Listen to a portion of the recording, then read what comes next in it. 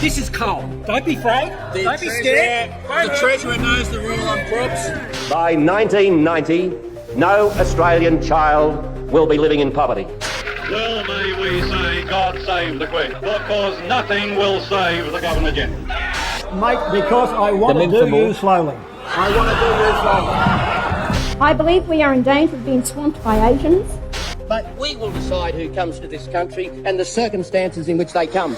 People are entitled to their sexual proclivities. I will not be lectured about sexism and misogyny by this man. I will not. The Australian public does not want to see this place descend into a political colosseum. You sit down, Buffett. Welcome to The Take.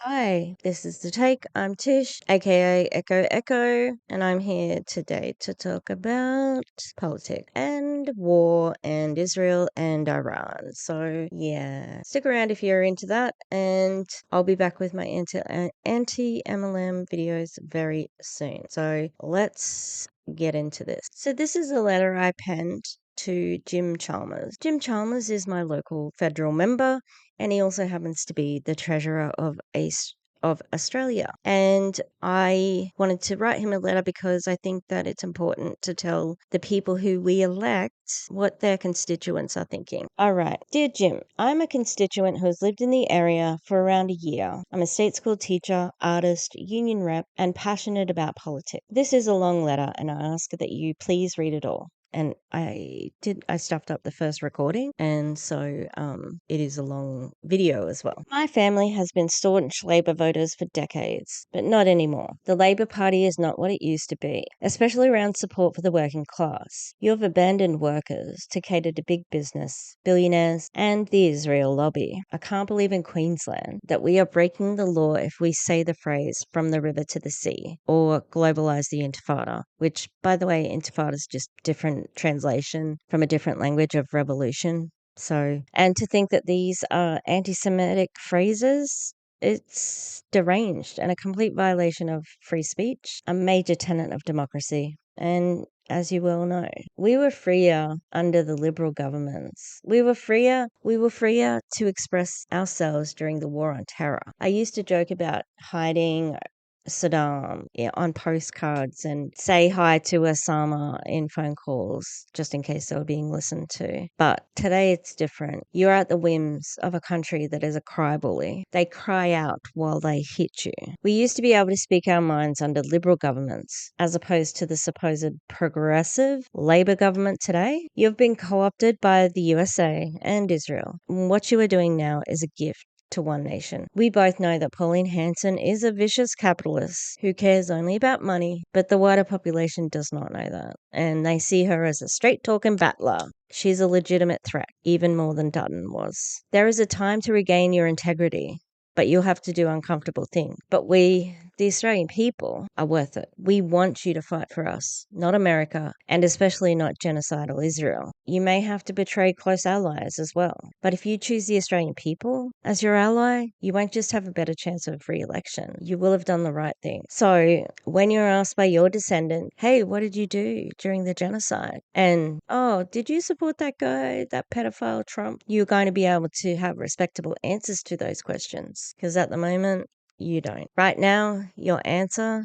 is unconscionable. You are currently serving in a government that has been complicit in genocide by allying yourself with Israel. Israel is an apartheid state, and Zionism is a racist ideology. If you want to be on the right side of history, you need to change course immediately. The best time to be vocally against the genocide was years ago, and the next best time is now. If you think I'm ignorant or driven by concepts like Trump derangement syndrome and TikTok influence, you're wrong. As a history teacher, I've been obsessed with World War II history for many years. I visited Germany twice, including Dresden, Nuremberg, the Holocaust Museum, and Sachsenhausen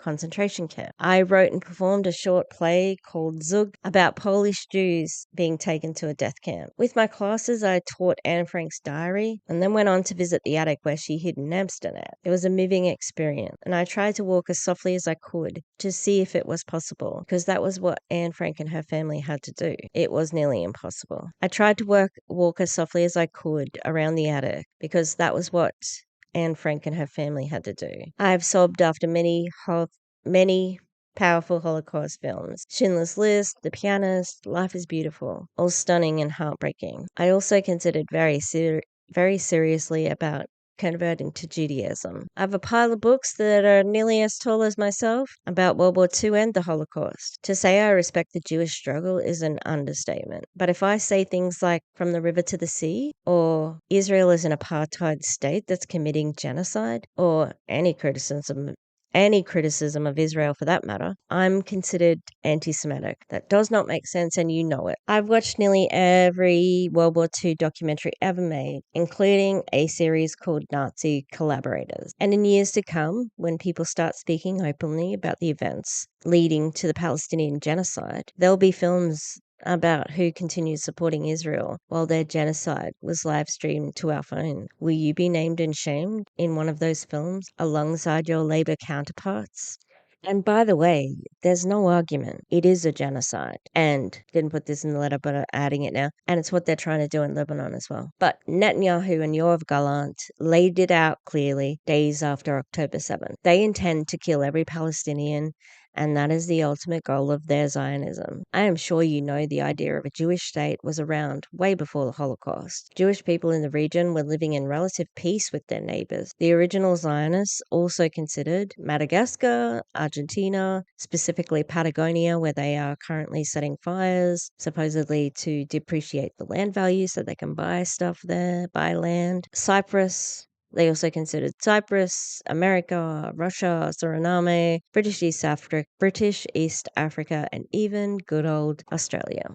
But it was already colonized. We already killed most of our native people. They are a colony that are responsible for horrible violence on the people of Palestine, because some guys said, "We live here now." This horrifying quote from the Israeli leader Golda Meir haunts me. "We can forgive the Arabs for killing our son, but we cannot forgive them for forcing us to kill theirs." Just disgusting and absolutely absurd. How did we go this long without questioning the active colonization of a sovereign people? Perhaps you know all of this. I didn't before October 7, but I do now, and I do not think Israel has the right to exist, let alone defend itself. Palestine needs to be given back to the Palestinians, but that does not mean that the Jewish people there need to leave or should be murdered. They just need to live alongside Palestinians. One state, equal rights, no Jewish supremacy. This concept is not anti-Semitic. The spell of Jewish exceptionalism, which Israelis depend on to have their apartheid state, has broken, and we see them for who they are. When I say we, I'm not including politicians, because you all seem to be completely co-opted by Israel. I once thought that Penny Wong would be our first elected female PM. Not anymore. So many politicians have ruined their legacy because they are beholden to Israel. The Democrats lost the US election last year, the year before, because of it. They decided that they would rather lose than call out a genocide. Madness. And look at the state of the world that we are in today because of that decision. Alongside bowing to the Israel lobby is the bizarre sycophancy of Donald Trump. The photos of Albo standing next to Trump with a dumb grin on his face are embarrassing. Albo's pathetic concessions to Trump are not popular and might just lead us to Pauline Hanson PM. God fucking help us all. I am begging you to reverse course. As I said, we, the Australian people, are worth it. The association with Trump may be just as damaging as the alliance with Israel. Trump is a convicted felon and was found liable for sexual assault. He's also clearly guilty of many devious, disgusting crimes with children. He's a racist, sexist, narcissistic, cruel, ignorant predator. Standing next to him should make you sick, not smile. He is revolting and should be a pariah. To support anything Trump is doing is unacceptable, and we will not forget that. The AUKUS deal is also a dud. Supporting America with their insane warmongering is very unwise. We need allies in Asia. China is the future, and they do not want to rule over us. They are doing amazing things, and we should be working with them, not the Americans. And it won't change after Trump goes. The Democrats are just as bad. Their democracy is broken, and we as a nation need to have solidarity with the people, not the leaders. The war of aggression on Iran is another example of what an absolute psychopath Trump is. No one has ever said no to him in his life, and as a result, he is a spoiled, petulant child. This wouldn't be a problem, except that he controls a nation that can wipe countries off the map, something he literally threatened to do last week. Where is the universal outrage for such a blatant intent to commit genocide? Ruin a civilization was his wording. And this war isn't just killing and injuring people. The economic implications are dire. How can anyone trust a man who's been bankrupt so many times? It's nonsensical. Iran deserves to control the Strait of Hormuz, and Western countries should leave the area. The number one state sponsor of terror in the world is not Iran, it's the US and Israel. They are out of control and you need to cut them loose. I've read and taught 1984 many times, and I'm horrified to see aspects of that novel being perpetuated by our supposed allies. The manipulation of language and slogans like strength through peace, very concerning. Trump even has his own Ministry of Truth. It's called Truth Social.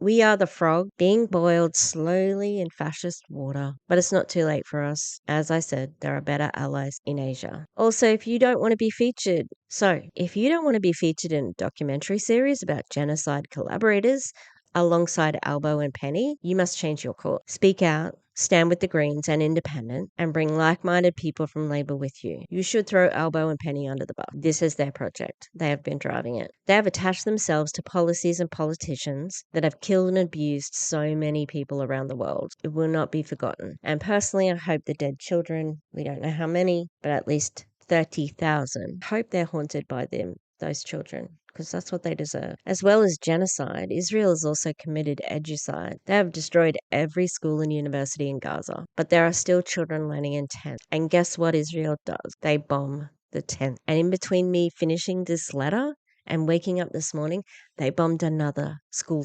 tent. I saw schoolwork splattered in blood. It is fucking unconscionable. And it's a sickness. One statistic that stays with me, especially as a teacher, is that Israel is killing one class of children every day. There's not a day that goes past where I look at a whole class and think, what if they were gone like that? Like in Israel, like in Palestine. That is a choice that Israel makes, and the US is okay with it. These children should still be alive. You need to look at your constituency. We have so many people who have been directly affected by the actions of America. I recently had a moment in my classroom that really made me reflect on all of this. I began teaching in July 2001, and on the day of September 11, I thought the world was ending. I went to work on autopilot, and at the end of the day, we played bocce. It was very surreal how life just went on, but the implications continue to this day. We all know what happened after 9/11, and in 2003, I was on a school camp, and I was sat in front of a TV with a politically aware Year 12 as we watched US invade Iraq, and then Afghanistan. Maybe Afghanistan came first, but they were in that area. Over 1 million people died before the Americans evacuated. And in Afghanistan, what happened? The Taliban just took back over, right? And they sent all the girls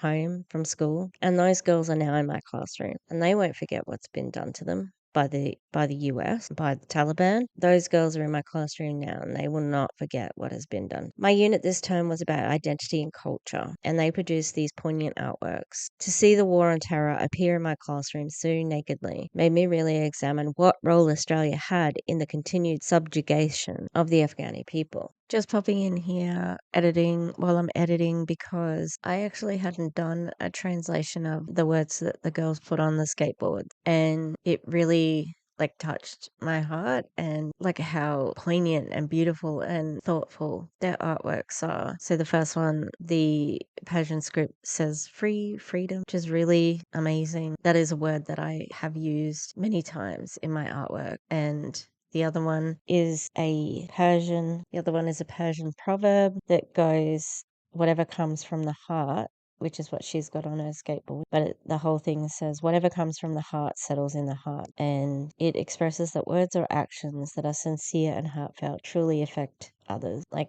heavy but beautiful. And I'm so blessed and lucky to share space with these beautiful people, you know? Yeah, makes you think. And I'm just really also happy that I'm in a place where I've got students like that really appreciate education. All right, back to it. Our intervention ended with the Taliban back in charge. So was it worth it? I would say no. Despite all of this, they are strong, resilient, and proud. And these girls are two of many constituents. You need to stand up for them. Where I started my teaching career has come full circle. And as an educator, I have an inherent sense of protection for children. It is heart-wrenching to see what is happening, and not being able to help directly is depressing and sometimes debilitating. But it doesn't compare to what the people of Palestine are going through. I've seen Israelis make statements that Palestinians don't have the same love for their children as they do, and that children also need to be killed because they grow up to be Arabs. And that's a direct quote. This is a reprehensible perspective. We have seen distraught parents who have had to hold all the parts of their children in plastic bags after being blown up by Israel, sobbing in grief. This is Israel's work, sponsored by the USA and enabled by Australia. Where is your heart? I am one person with one vote, and I need you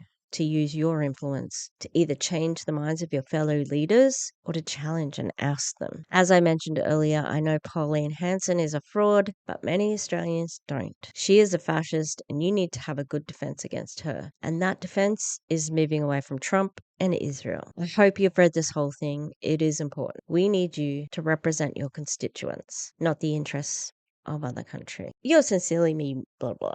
All right, that's my letter. I might keep on going. I got to go past there today, his office. I've already sent the email. But, yeah, it's heavy. It's a lot. And I don't want Pauline Hanson to have any more power in Australia. She's awful, awful person. And I am working on a video about her.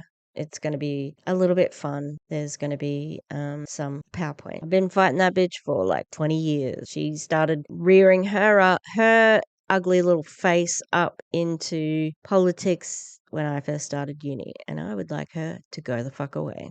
Anyway, if you can like and subscribe, that'd be great. I'll be back with some anti-MLM videos later, soon. But yeah, thanks for watching, and I'll catch you next time.